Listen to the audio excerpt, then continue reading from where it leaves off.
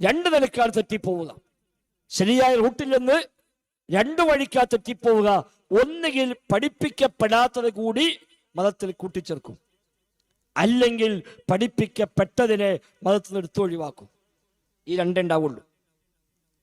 ഒന്നുകിൽ അള്ളാഹു റസൂലും പഠിപ്പിക്കാത്തത് ദീനായി സ്വീകരിക്കുക, അല്ലെങ്കിൽ അള്ളാഹു റസൂലും പഠിപ്പിച്ചതിനെയും തള്ളിക്കളയുക.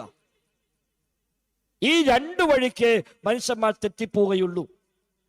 72 പാർട്ടി പഴിച്ചാലും ആ വഴികേടുകൾ മുഴുവനും ഈ രണ്ടു വഴിക്കാണ്.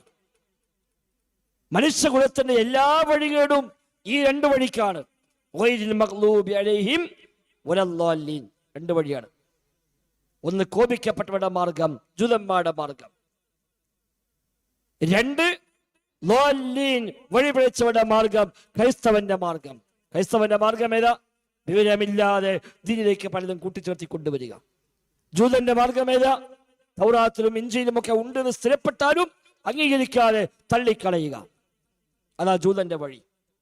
ആ രണ്ടു വഴിക്ക് മനുഷ്യന്മാരെ പഴിച്ചു പോകുള്ളൂ. അതിൽ